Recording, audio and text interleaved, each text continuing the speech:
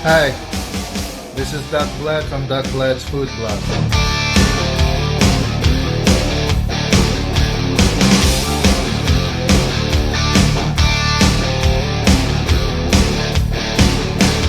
I would like to thank you all for coming to this game, and then of course I will be inviting you tomorrow for our mouse day featuring IBF Eliminator. There will be youth and there will be a championship. So it will be, again, as promised by our promotion, it will be jam-packed, action-packed events like the matchup of the boxers di kada na medyo pinili talaga. So again, I would like to invite you to watch our event tomorrow, and thank you for coming to our video. Alright, thank you so much, attorney. Right now, on stage for Kumong Bol Anon XIII is the IBF mini flyweight world title eliminator for number 1. That's for our main event. We also have at stake the vacant WBO Asia Pacific Bantamweight Championship and the vacant WBF Australasian Minimum Weight Championship. And we have our fighters, our boxers, and their coaches, and our supervisors in attendance. Now we have here our friends from Bohol and Cebu Media. Okay? Like a good, the mic is now open for our friends from Cebu Media. Please state your name and your media outfit. Edward Ligas from TYHP Cebu. This question is addressed to Jake Amparo. Makasagot ng kasigwano, Jake, no? Si Pedro Cadora na kasagot. Jake, ang imong away sa Japan at itong August 8, impresibo kayo, kaduha nimo ipakang ang hapon. Kumusta ang atong preparasyon sa maong IBF Eliminator? Walang ba impresyon o unsa kita katungyan sa ulo?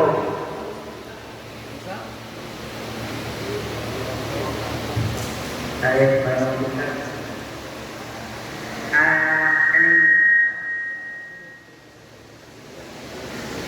Ani nga nula nakaprepare niya sa umuan.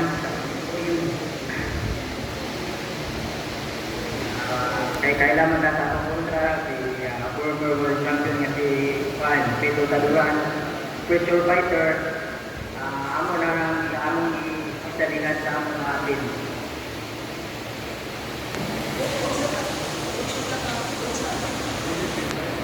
Kung sa nagkakumpiyansa ng daw, walay kumpiyansa, mandang sa nasa rin, sa mga nakita sa nasa rin, wala akong makikita.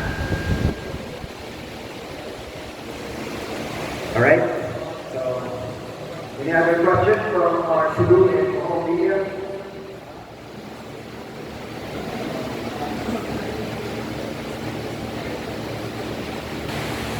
This is for Pedro. Pedro, sabi ni Amparo na hindi daw na-kumpiyansa sa laban niya bukas. From your side, anong masasabi mo sa kay Amparo? At saka anong klaseng training at saka preparation na ginawa mo for this fight? Considering you're a former world champion at saka magaling ka rin na boxer. Thank you. So, una-una po, nagpapasalamat ako sa Panginoon kasi nakadating kami dito ng ating chance at maganda naman po. And ang sasabi ko po sa laban po namin ay nag-training po kami ng mayon kasi alam po namin si Nick na isa rin ang magaling na boxingero kaya pinagandaan po din namin. Kaya makita lang po bukas makikita po namin kung sino ang the best po talaga. Thank you po.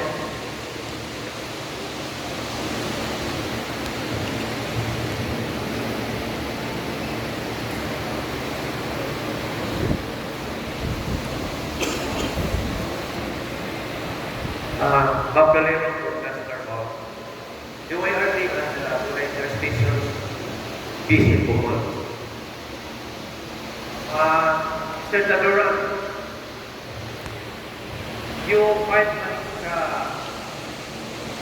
Mike Tyson and basic fight there. What can we expect now in the first day round? Wala rin po masasabi na nangyari yung naman kasi nag-credit din po siya na parang kaya ano lang po masabi na bukas makita na lang po ano na masabi lang. Parang your opponent, he fights similarly to Mike Tyson. How do you think his aggressiveness? Sa mag-defense natin yung kung sa iyo mag-aggressive fighter.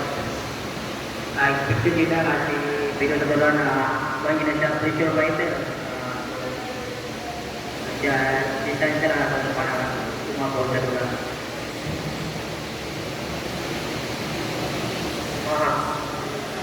Do they representative of IBF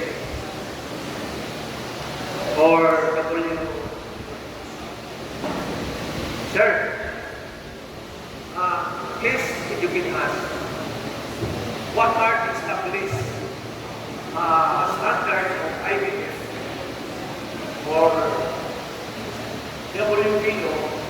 Because in every boxing event, it is very said that this event or this boxing event is sanctioned. Whether it's not by IBF, it will be for WBA. If a local promoter wish to host a boxing bout, how are you to get to us? Yes, we have a website. You could contact us there. You could also contact your local coordinator. You could email to me for fights that you needed.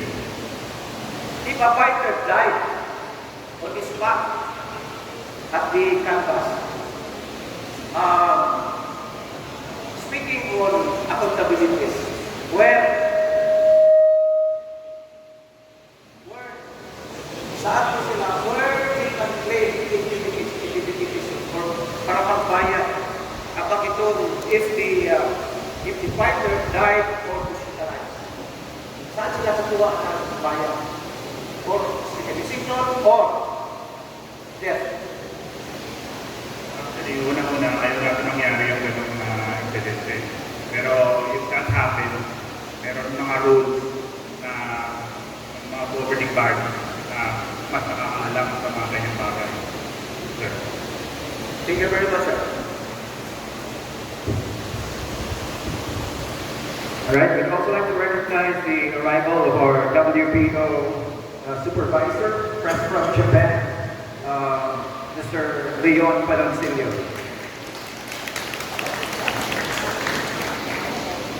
Good morning to Attorney Florentine Sir. Sa kalamihan na ning Kumong Bol Anon XIII sa previous fight sa Kumong Bol Anon sa communities yung kalibre sa mga fighters naroon.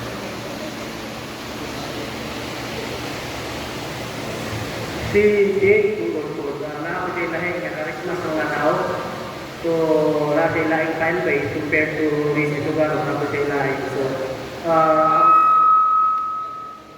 wala yung naman the type of boxing skill lahing sila sa si Jake and si Rizzi. So, tomorrow sa event will be unpredictable but very exciting. So, dalawang matches magagaling sila. And they have already marked their skills in boxing, considering the P2 is a former world champion, and then Jake Aparo is also regional champion. So, aasahan natin na medyo mas angat siya compared to regular boxing match. Kasi process sa opinion nila sir, i-lang sa ability mo, like, parang ability mo sa tulad. There are different rules sa sanctioning bodies, but for this event, kay Amparo at kay Vladimir, Kaya tinatawag siyang eliminator bout because there is a ranking that is being followed. And then, to fill in the number one spot, you have to fight that spot. So, it's like a systematic way of getting the boxer into that spot. So, hindi siya pwedeng usino lang. So, ipunan talaga nila. The right to fight for that spot is earned. So, from the previous bout, from their previous number. So, kaya maganda ang laban is puro rank boxer, rated boxer. Benedict, congratulations for passing the bar. And this question is for you, sir.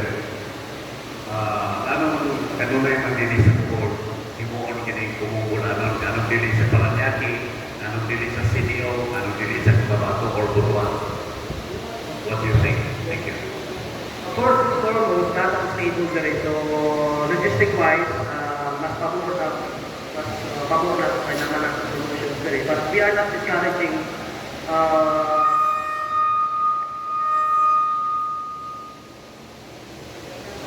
we are not discounting the possibility of having fights outside of Bohol. In fact, for next year, 2024, we have already lined up a series of bouts na gumawa sa Bohol, not only Bohol, gumawa sa Pilipinas.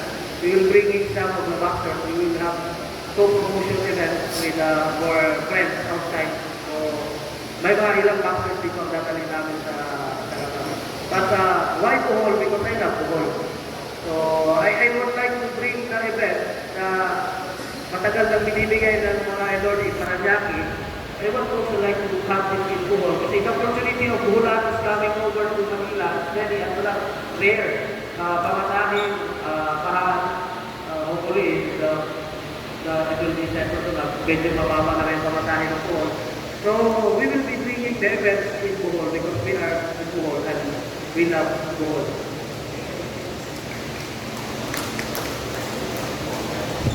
Good morning, Nasutanan. Wayne Monitor from BYPR, Kabilaran. My question is addressed to Attorney Floricel Pulon Search. Kining bakot na awayan nila ni Jake Amparo o Pedro Taduran, baka nang di ba ni or doon ay defending champion ni nilang duha. Ikaduha, pila na may record ni Amparo saya nakakamuksing apila na may tao o fielding o duman naman or sila may knockout. Sa record na medyo hindi ko kamemorado kasi kaghalap boxer sa libong sa record. But yes, the elimination bout is like a championship bout because they are fighting for the number one spot. The number one spot is a mandatory challenger to the current champion. So kanina ay si Regent Way na sa una, di ba? So nahimutan siya sa number one and we fought in South Africa but unfortunately we lost that fight. So boto, yan ay ang sequence na itamo ron. So whoever wins in this fight will be fighting against the champion, the current champion or the next champion because I believe the rematch of the championship bout will be held on February, I think. So, kung isa kung daw gana, the number one will win tomorrow, will be the challenger for the champion. Ako ipautan na lang ni Amparo kung pilay record niya. But 14 wins, 4 losses, or 1 draw. 14 wins, 14 wins, 4 losses, 4 losses, 1 draw. How about the Taduran? Panalo mo po ay 15 wins, 4 losses, and 12 knockouts. Thank you.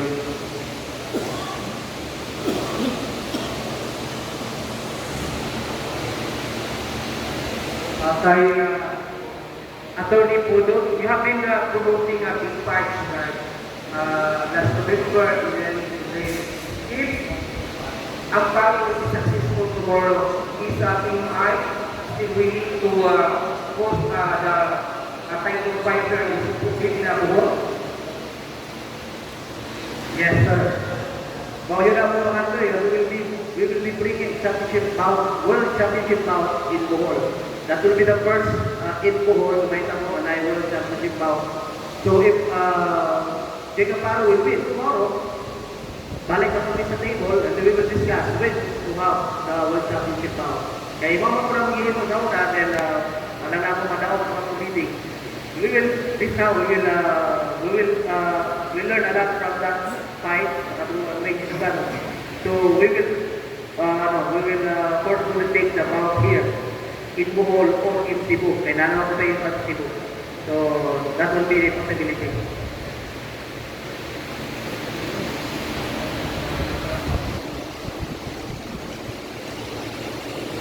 Sir, how do you describe PM as bronze survey? In a span of 3 years, multiple regional champions ay na-produce and ikaduhan ng world title eliminator yung promote sa Bohol. So how do you describe success sa PMI boxing promotion?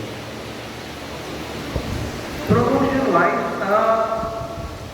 dito kakuan kayo about success kay I would like to tell you frankly when we started this promotion, the first thing in the morning is that I will check on the phone, check on my boxers if they're okay.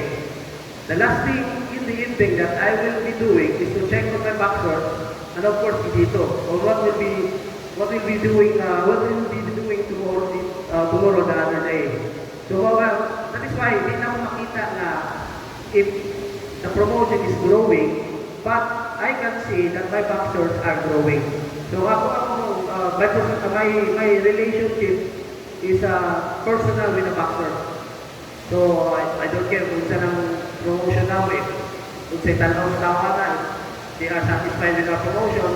What I care about is how my boxers grow in my promotion, in my stable. So yun ang one. That is why I can remember when was the last time si Jacob Paro, when was the last time our mga boxers na itapo nila up to yesterday, evening, sige mag-chat nila.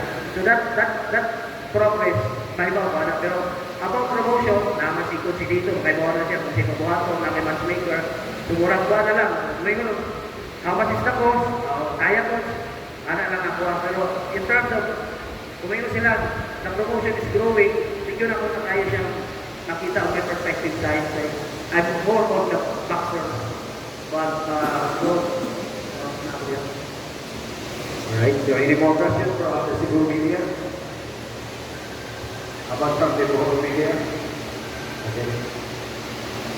Thank you. I have to complete my question. Mr. Fodor, whoever wins, between ang parang dalawa, how much tickets? How much? secret. We want it to be,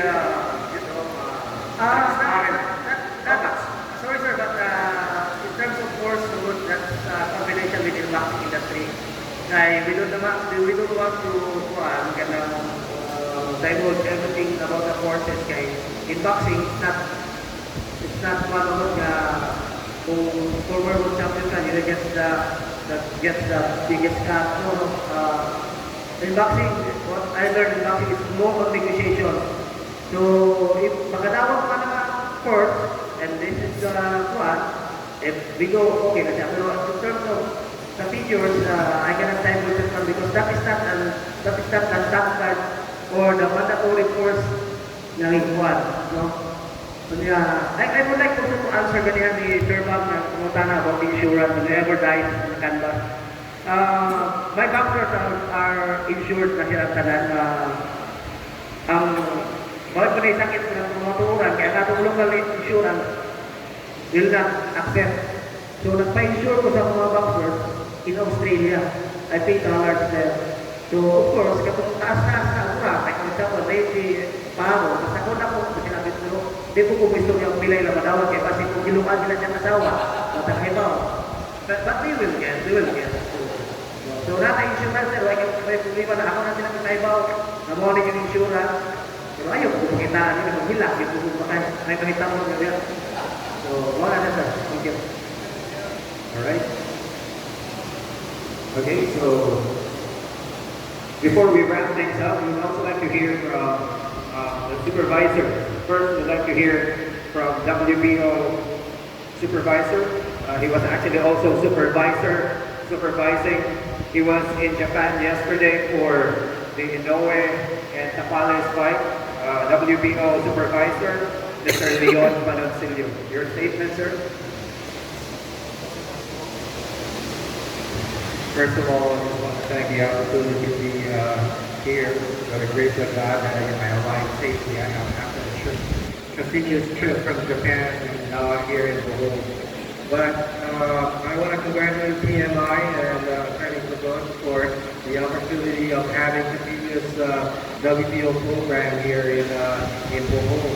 And I hope to help all the fighters here to get the opportunity becoming a regional champion and eventually being world ranked. Like for example, Jacob Barrow right here is number 4 in the world because of the WBO Asia Pacific he won in Japan, as well as the other fighters now.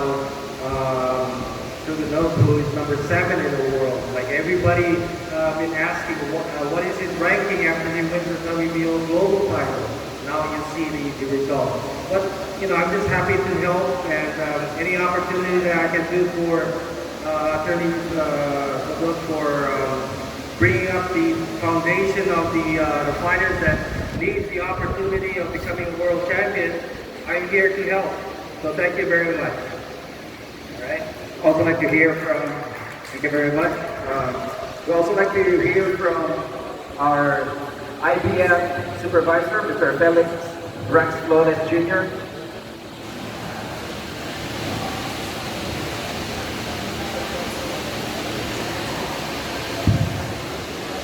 Good morning to all.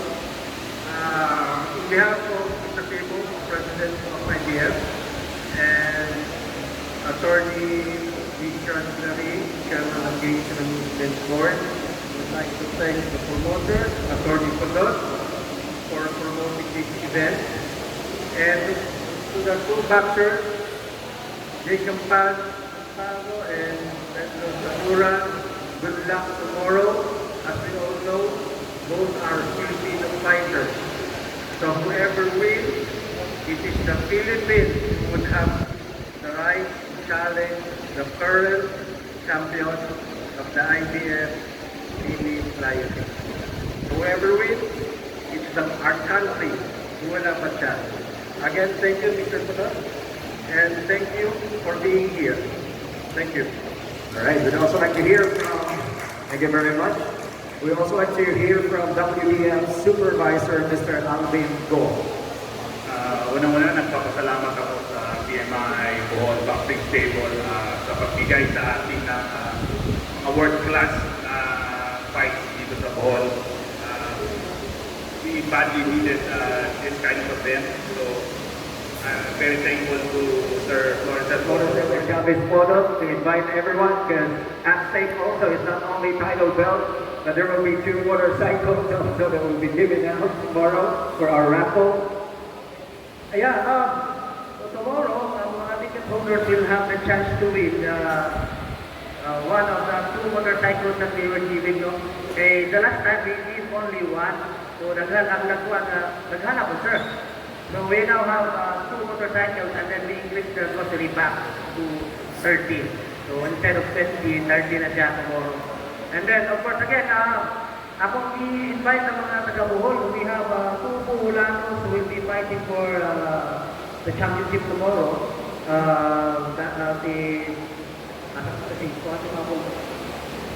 Si Joseph Sumabog, of course, from Tagbilaran City. Tagbilaran, Nainyo Paisados. And of course, Jacob Barrow, taga-Gindulgan, Bohol. So akong imbita ng mga taga-Bohol to watch this rare opportunity for us to see this match-up. Kaya di ba yung beta mo, bubalik pa eh. So sayang ang opportunity nga makita nyo siya live sa event. So again, thank you for coming and then we'll see you tomorrow at the event. Event starts at 3 p.m. sa Bohol Wisdom School Gymnasium. Daghang salamat, Kumong Bol Anon XIII. Alright, that wraps up our conference for Kumong Bol Anon XIII. Once again, Kumong Bol Anon XIII tomorrow at the Bohol Wisdom School Gym. Be there when it happens. Hello guys, this is Vlad from Vlad's Food Blog, your Sinoy Boholano vlogger. As I promised, I'm going to present to you the video footage of the press con from Kumong Bol Anon XIII. Okay, it happened right after the weigh-in. So, ladies and gentlemen, here it is, the press con. Hello guys. So that was a video coverage from the press con for Kumong Bol Anon XIII. Okay, it happened just right after the weigh-in. So stay tuned for the Kumong Bol Anon XIII coverage on that day. It's going to be a little different. I'm going to be presenting mostly coverage of me as the ring physician and the things that are going on around the ring, because they have this agreement with the pay-per-view company. So I'm trying as much as possible to respect that with Sir Podo, but Sir Podo did give me permission to vlog on that day. So stay tuned for that video. Thank you so much for joining me. Take good care, stay safe always, God bless. I'll see you soon.